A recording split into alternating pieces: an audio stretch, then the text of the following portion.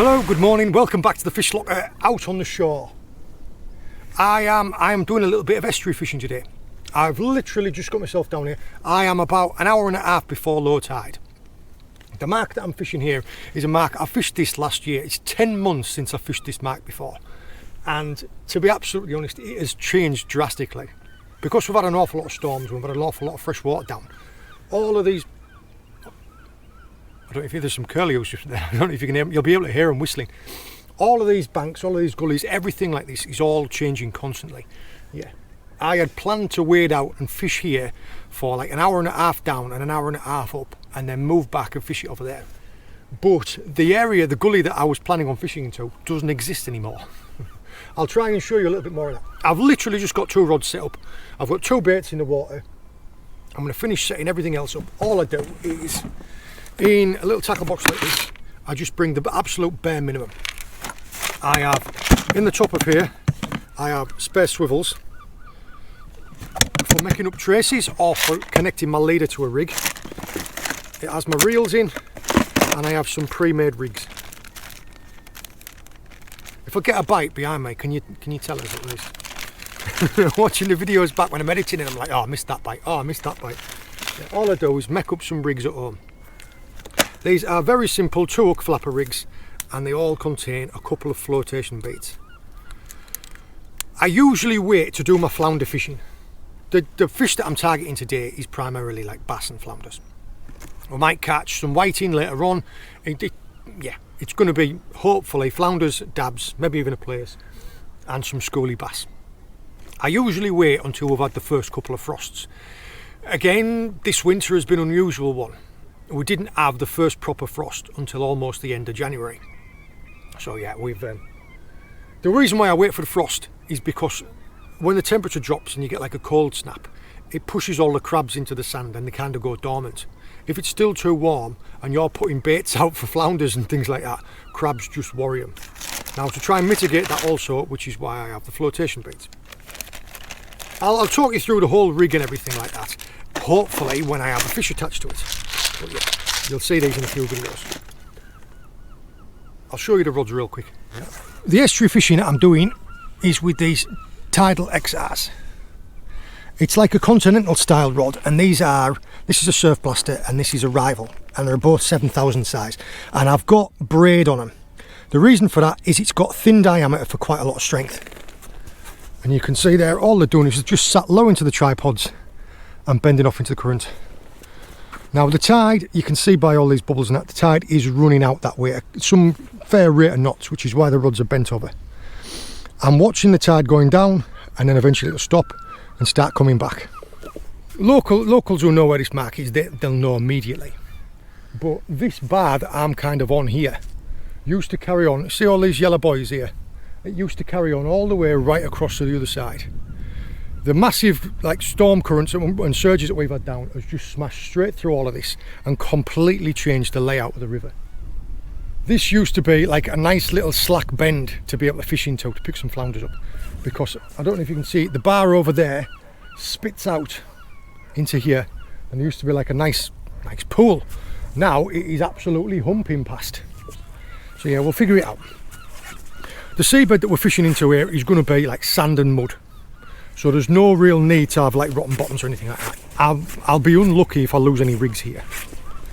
But yeah, the baits that I'm using as well is ragworm.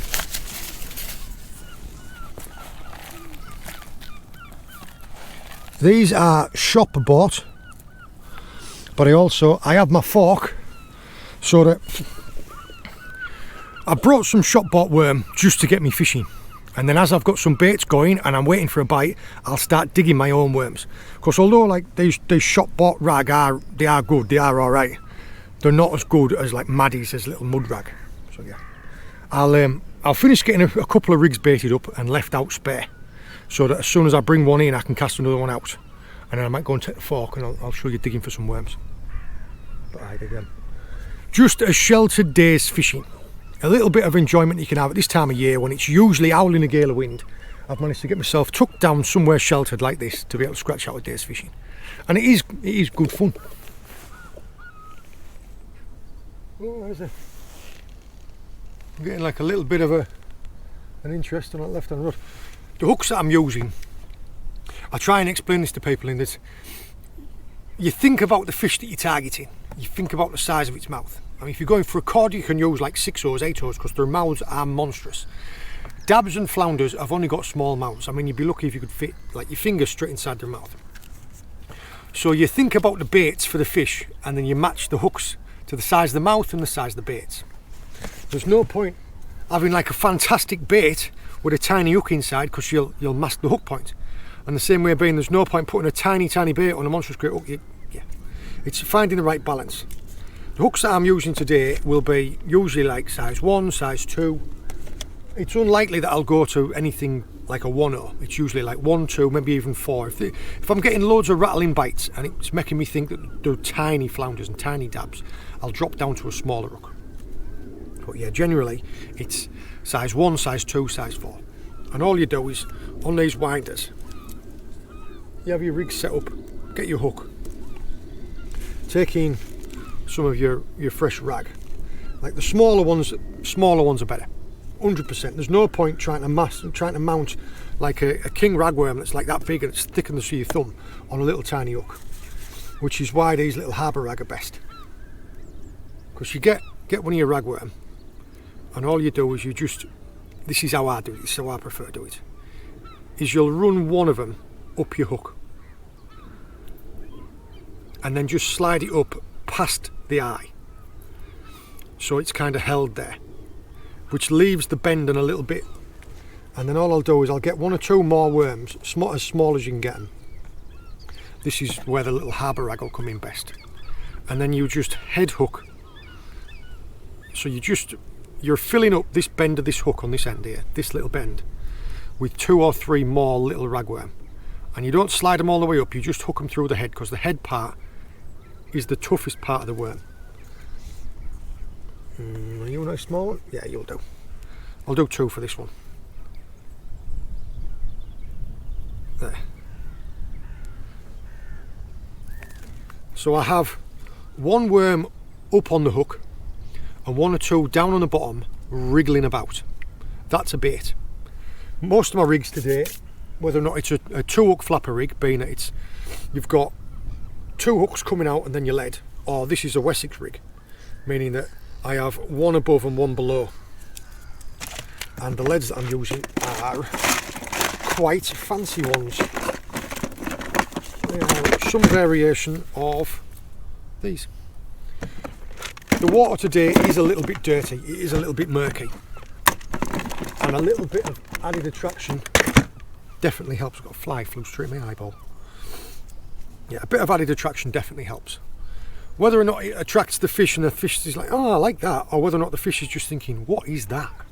Because you imagine dragging something like that past it, and it's going, and it goes over to investigate, and it's like, oh, there's some worms there, I'll have them worms. That's kind of my logic in it. I know it helps, but I'm not exactly sure that it attracts them. More like a curiosity thing.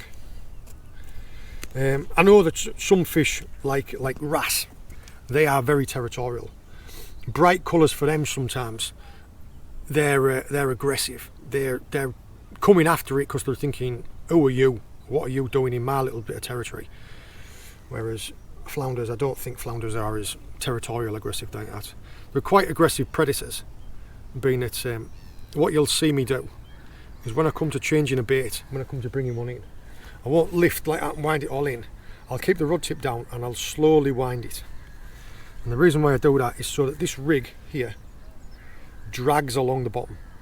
So as I'm reeling it in, it's dragging and dragging and dragging and dragging, because this lead here, when it's set like that, this lead will be dragging on the sand and creating like disturbance and noise and puffs of sand, and that attracts fish.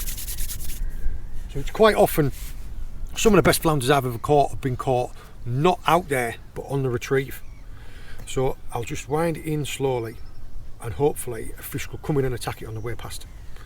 Because you can even have it, I've had it before where I've run out of bait, like the crabs have had my bait off, and I've just had these beads and sequins left, and it's enough to trigger a flounder to think, oh, I'll have a go at that. I'll have a look. Ooh. Hang this up on tripod.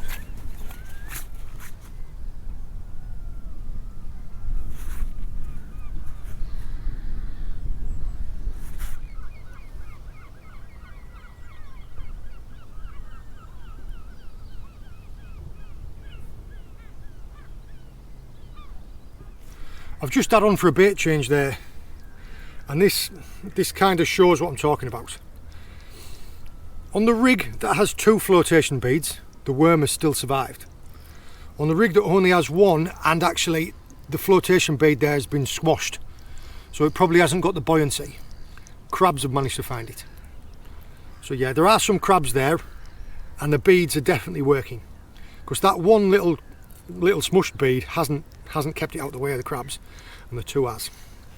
So yeah, I'm definitely right in using them. Come here, you. See if you're a peeler. Not. Yeah, so.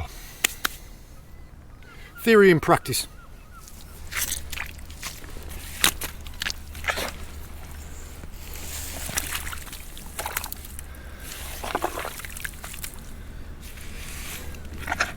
There's one.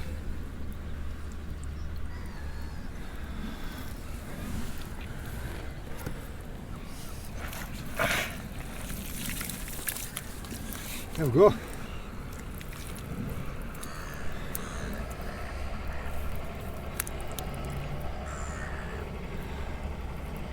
Now look, that's what you're after.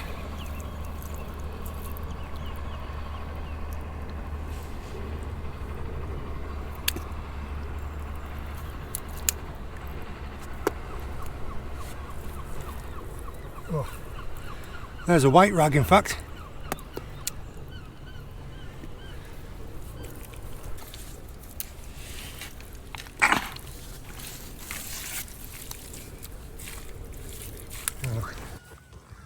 You can see where all the worms are living in the mud, and all you're doing is you're just breaking the little clumps open to find them. Look, there's one,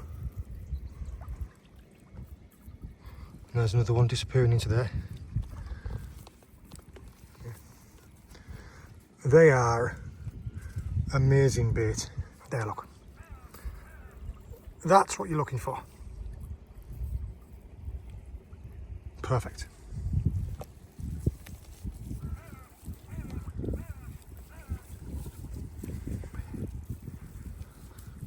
Oh, have you gone?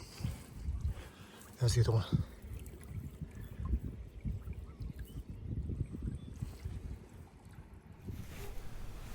We have been treated to a little bit of sunshine. Yeah, it was it was like -1 when I got up this morning. So I've got about 15 layers on. I'm gonna start stripping off in a minute. Yeah, the tides, we got down here a couple of hours before low, so I was able to wade out and fish off this area here. Then like tides slack now, so we've been fishing for about an hour and a half. We've had 0. Couple of crabs. The tide's going to start moving in and start flooding back. Now we could have picked up the odd fish on the ebb, but I'm here mainly to fish the flood. In my mind, my logic, I prefer to fish the flood tide. I prefer to fish the tide as it's coming in, because I feel fish move in with the flooding tide and feed. It's not the same on every mark, but that's where I feel the most confident. So I'm going to have a quick bite to eat now, and we'll enjoy the little bit of sunshine, enjoy listening to the birds, and wait for a bite. Fortunately, the crabs haven't been too much of an issue. The beads are saving me, but the crabs don't seem to be too bad today. I mean, the water's cold, which does help. But, yeah. It's nice to just be able to get somewhere like this to come and sit on a winter's day. A little bit of peace and quiet and calm.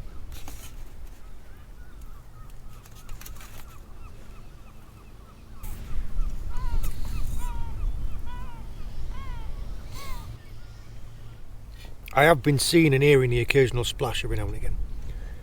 That's most likely mullet. Now mullet do root about on the bottom and feed amongst the mud and the sand. But they suck in like stuff off the surface, like the scum off the surface. It's like a splash and a swirl. It could be mullet. There is an outside chance that I could pick one up on my flounder gear, but I'm generally not how to catch them. Yeah, showing you. I store the rigs that are ready to clip back on up on here. I'll just show you really quickly what I'm talking about. When I arrived, I put this stick in here and the tide has ebbed off.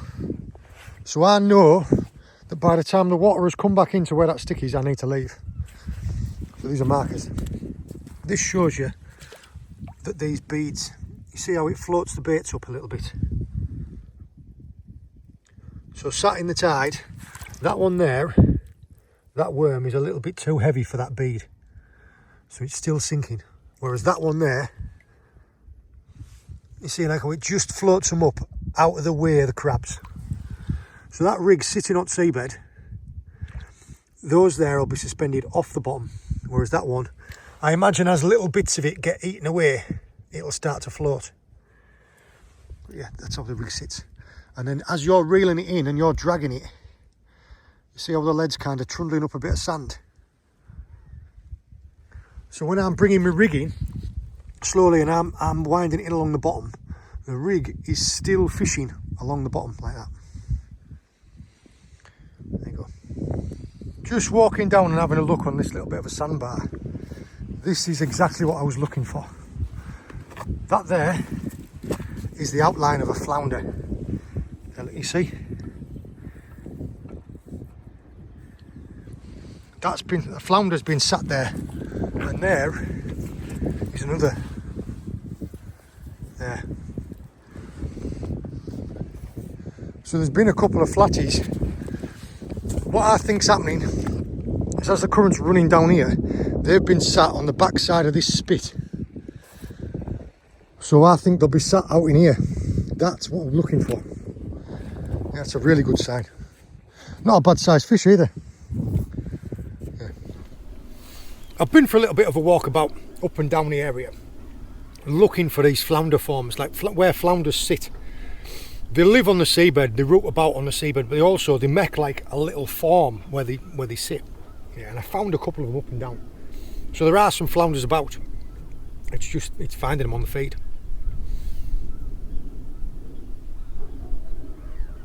We have got about another half an hour on here before I'm going to have to move back. So yeah, I'll agitate these baits, change them over, give them one fresh bait out, and then we'll see where we are.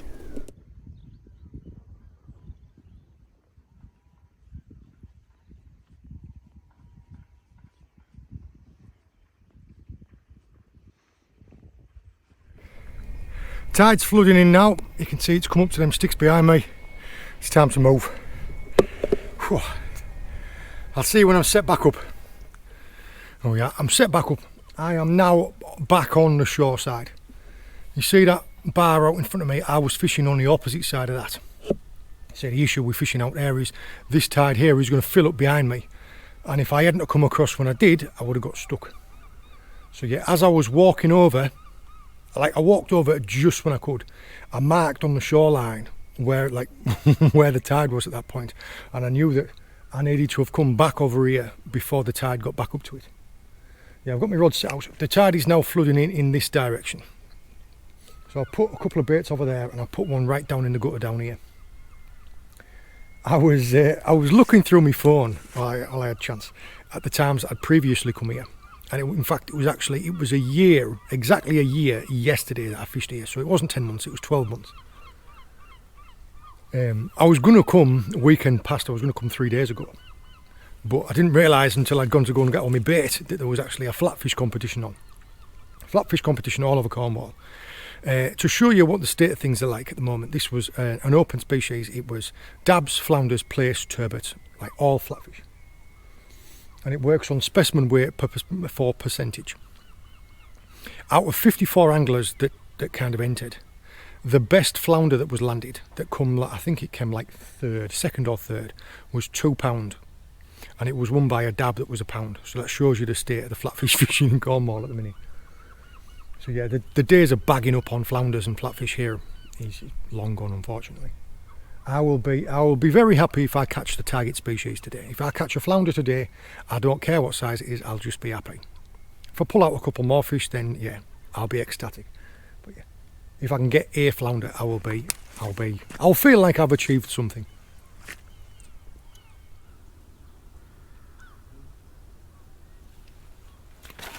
I've got one. I've got one.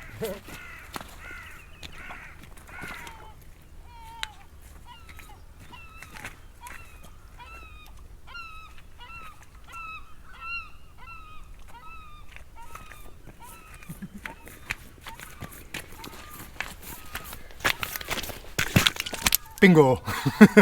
Yes. That was textbook, exactly what I was talking about. All I did was cast it out down there towards the yellers, and the tide's going to be bringing it this way. So I'll just give it one wind of the handle just to dislodge the ledge and let it bump. And then 5 minutes went past and I thought I'll change the baits. So all I did there was I just kept the rod tip low and I just slowly started winding, and I had a strike on the way in. And there's your, well, that's a lovely flounder. Yeah. Taken on the bottom hook, the flotation beads, and in fact actually that, given its colorations, I wouldn't be surprised if people thought that was a place. That is a stunner of a fish. And the target species. He's taken that hook pretty deep. So what I'm going to do is I'm going to fill up my tub of water, get this guy sat in there, and then I'll show you how to unhook a deep hooked flatfish. But yeah, there's the flounder. Big thick tail, like proper white on the other side. Yeah, stunning. And I'm over the moon. There, I'll try and show you again. All I've done is I've cast up that way. There's like a load of yellow boys in a line. I've casted maybe 40 yards. And all I'm going to do is just reel in slowly. Yeah, all I'm doing is just slowly bringing the lead and the baits in. And I'd got maybe halfway in. I was only maybe as far away as that green buoy in. It must have been in about 3 feet of water. And yeah, it was a proper aggressive bite. Just goes to show a little bit of perseverance. And I tell you what, it's done wonders for morale. Yeah, that's a nice flounder that as well. It'll be a pound and a half flounder that, if not close to 2. Now look, just slowly bringing it in, because I'm planning on these baits up here. One's going to be right out the other side and one of them's trundling about, and this one I'm searching out ground.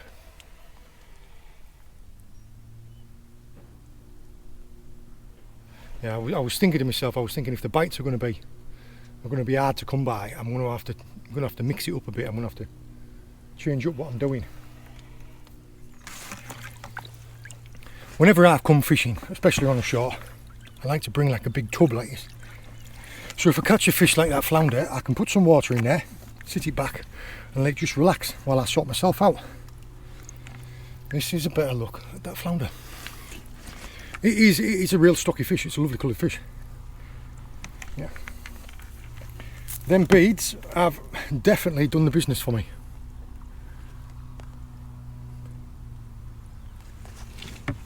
This one I'm going to show you, I'll show you with the camera, but this one has got actually quite a lot of spots on it.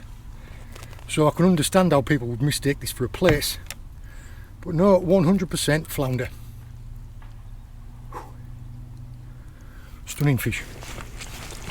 I'm going to get a couple of photos of it and I'm going to show you about unhooking.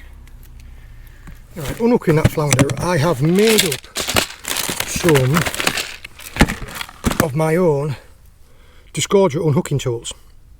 Now there is a video on the Fish Locker Workshop channel showing you how to make these.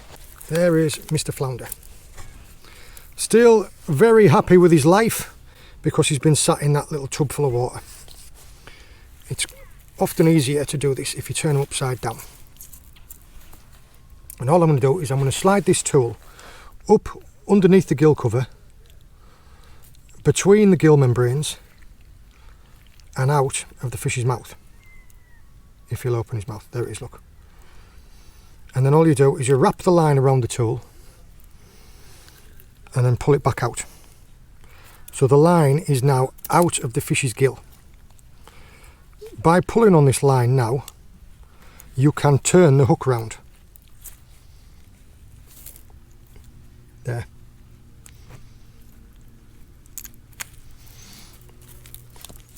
If you then go in the fish's mouth with the tool, you can go around the bend of the hook, and it's just like T-barring the hook out, but through the mouth. There you go. There's the hook out, and the fish is perfectly happy. There you go. No mess, no bother. Fish is perfectly happy, ready to be released. Just a little disgorging tool like that saves you having to cut hooks off. There we are. We can take him back and release him now. But as you can see, this is quite a spotty flounder. 100% flounder though. It's got a little bit of rough along its lateral line, smooth everywhere else. A real wide wrist of its tail, a big paintbrush tail. Yeah, this one just happens to have a few spots on it. It does have the gill on the left. We might catch, you do catch them every now and again with gills on the right. It's just one of them adaptations. Just let it sit and recover there. You can see now by its shape how those forms that I found in the sand earlier on, they just kind of sit there. Let this guy see if he does it. They kind of waggle their fins and disturb all the mud around them and suck into it. And you can see he's breathing there. Give him a minute. Are you going?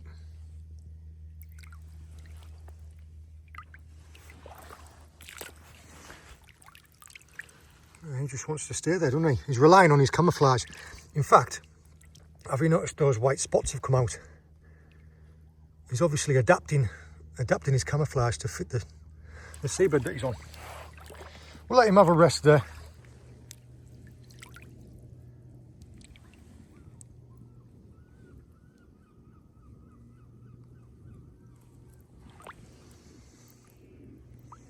Yeah, there he goes.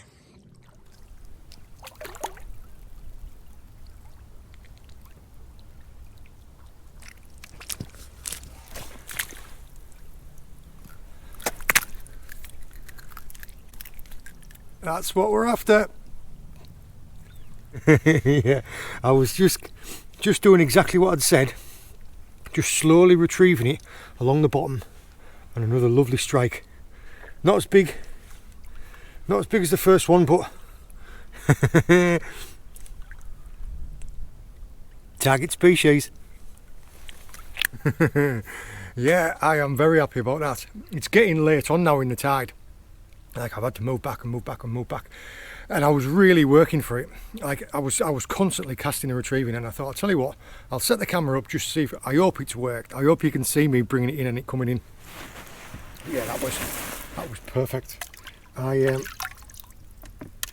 taken on the top hook.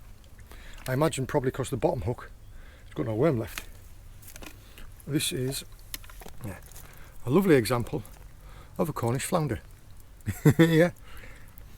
Well, it's always reassuring, even when you're having a hard day, to just get at least one of the target species. So to get two of them, I am buzzing.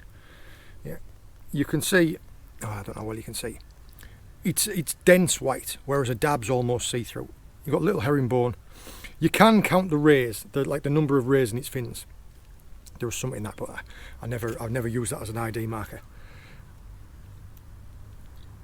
Perfect. Now it has taken the hook relatively deep, so I'm going to show you with my unhooking tool. It's always difficult to be able to film it and do it all at once, but I'm going to try. I did it with the last one, I'll do it with this one. Hopefully there'll be at least one good demo in there to try and show you. There is also a video on the Fish Locker Workshop channel showing how to make the disgorger and how to do it all. Yeah. Yeah, I tell you what, it's been hard going today, but yeah, worth it. There we go. We've got some lovely colorations on this one. Yeah, and a little white stripe in his tail. This one has actually got the gill on the right hand side, so the opposite to the other flounder that we had. Yeah, he's well fed. We will look now about getting that hook out. Right, I'm going to try and show you with this homemade unhooking tool. Right, first thing to do is any of these beads, get them right up out the way. Now, the flounders do have a gill on the top and the bottom, and unless the hook is kind of showing out the top here, it's often easier to turn them upside down and go in from underneath. And all you do is you just slide this unhooking tool up very gently underneath the gill cover, so it goes between the gills, doesn't come in contact with the gills. Go around it with the line and then pull it back through. This pulls the line out through the fish's gill.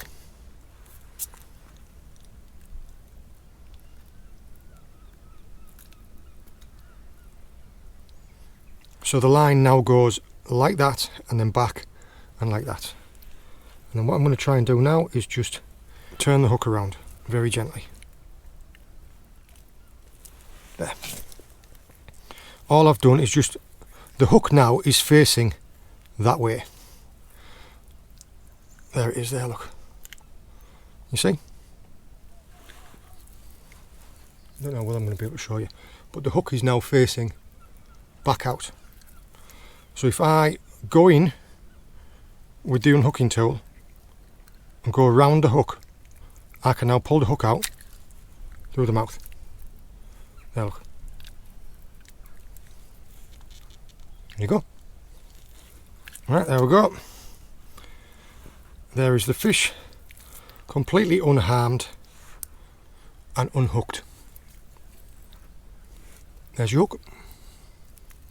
All I'll do now is just slide my stopper back down, and that trace is ready to be rebaited and reused. It is a simple way of doing things, and if you do it slowly and calmly like that, you should be able to get the hooks out. If you can't see the hook, if the hook is right down inside of its throat and you are unsure, you can snip them off, snip the line off and then release the fish with the hook still inside of it. It's not ideal, but it's better than trying to rake around inside of there and possibly doing more damage. You see there, that fish now is unhooked and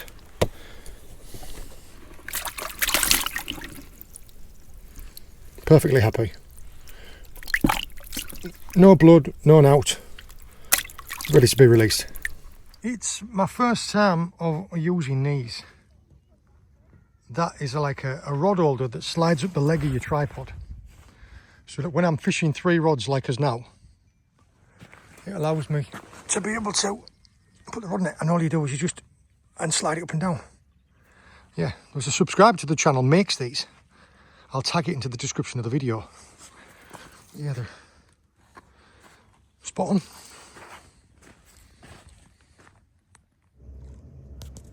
Oh, that one's getting a bite. Looking at the wrong rod. There he goes. That was a nice one.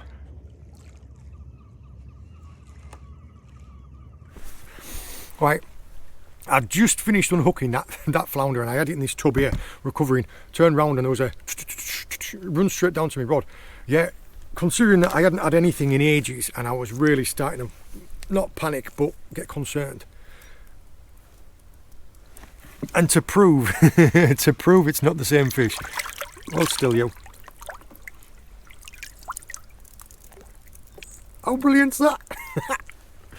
Yeah. Buzzing on that. They're almost the same stamp. Like this one's another really chunky one. You can see how broad it is across here, and it's got lovely colorations on it. In fact, that hook is right at the edge of its mouth. Yeah, I'm buzzing on that. Well, it's we've got about probably half an hour before it's properly dark, and it's all kind of switched on just at this point of tide. Like I've been getting like right. So yeah, I'm gonna get this guy quickly unhooked. I'm not gonna. It's gonna be really easy to show you. This is how easy it is to unhook this one. Hook's already out the corner of his mouth. There, look. No unhooking demo needed for that one. But yeah, exactly the same rig as before. This is just a 2-hook flapper, look, with flotation beads on. And that was the top hook, and that was a size 1. Just ragworm again. Yeah. I'm going to get another bait out because this is probably these fish moving through. The tide is properly coming in now. I am moving all the way back. Pretty soon I am going to be right up in the rocks. I'm going to continue fishing all the way up to high tide, which is probably going to be about an hour and a half to 2 hours after darkness. Now I was kind of thinking the usual suspects for today was going to be schoolie bass, pin whiting and flounders. The whiting generally will come on in darkness. But I could not have asked for a better day. I mean, look at that. Absolutely stunning.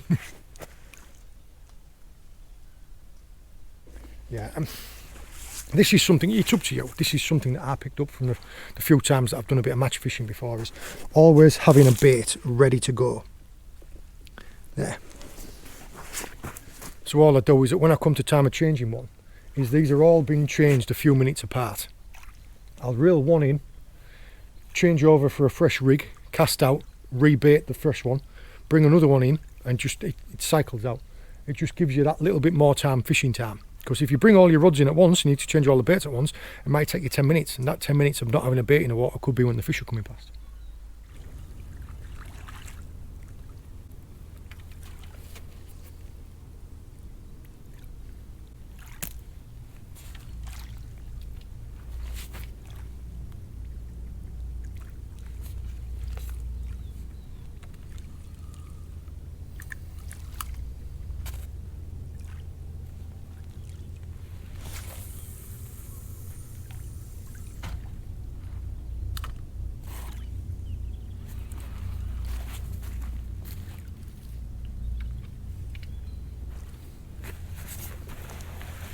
There you go, in and changed and back out again within seconds.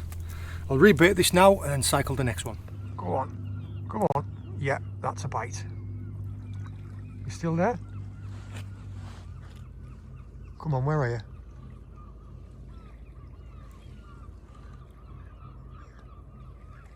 Yeah, it's still.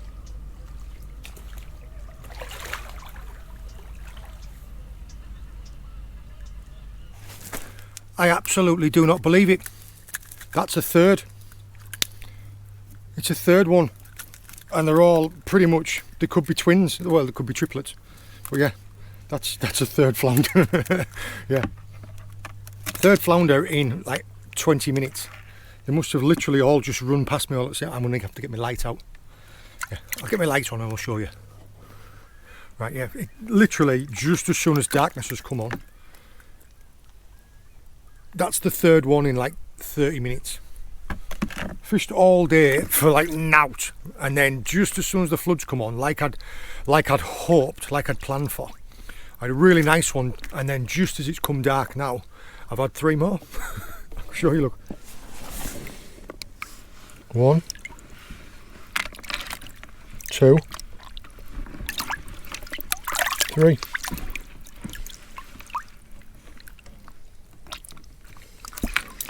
And they're all exactly the same, aren't they? Yeah. To say that I am surprised, pleased, I am flipping over the moon. Floundering over the last couple of years has been absolutely dire. So much so that it's an open conversation that everyone has about how bad the floundering is compared to years past. I must have just landed on a flipping honey pot. That is incredible. Yeah, this one here as well. Oh well, where's the hook? No, this one's taking it a little bit deeper into its throat. So I'm going to have to get my unhooking tool. But yeah, another one.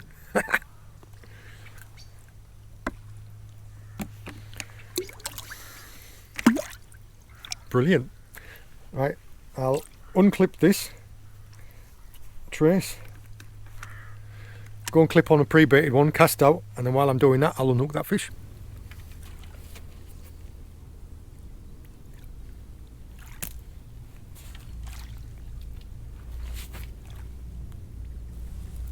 There it is.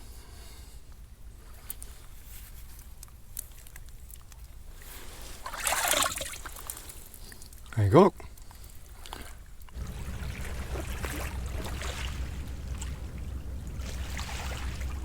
Right, let's have a look at you guys one last time.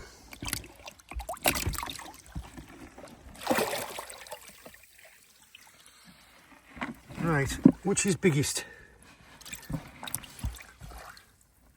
Tell you what, they're all pretty close. And they've all got the gill on the right hand side.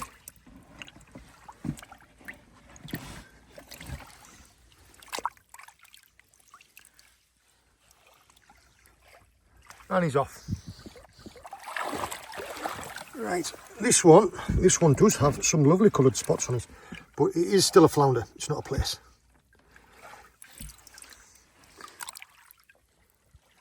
You going as well? And last but not least, the darker one.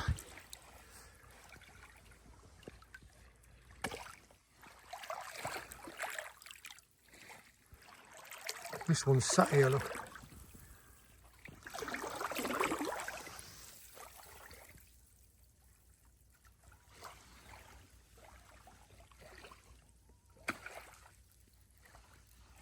Good.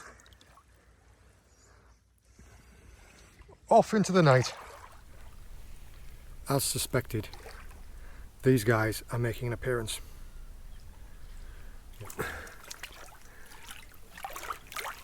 I was literally in the process of packing down.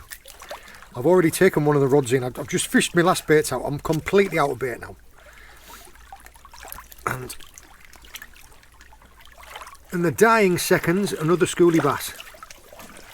Literally the water's lapping up around my feet. I'm out of bait. I'm packing the rods down. One last fish.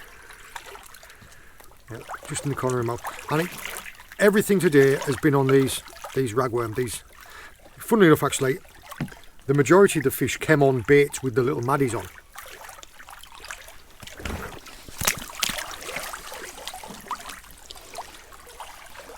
Right, there we are. I have finished packing down where the water is right at my feet. Yeah, we have fished all the way from 2 hours before low all the way right up to high. So 8 hours of fishing. Best part of like 2 pound of worm. I brought a pound and I dug about a pound. And all of the fish, all of the flounders came in a 1 hour window. But yeah, I'm not going to complain at that. I have an amazing day's fishing. I hope you enjoyed joining me. I hope you found it interesting. All the very best. See you later. If you enjoyed this video, make sure to check out the Fish Locker YouTube channel, where we have hundreds of videos from our adventures just like this one. We upload new videos every Sunday evening, so don't forget to click subscribe and we'll see you on the next one. Let's go.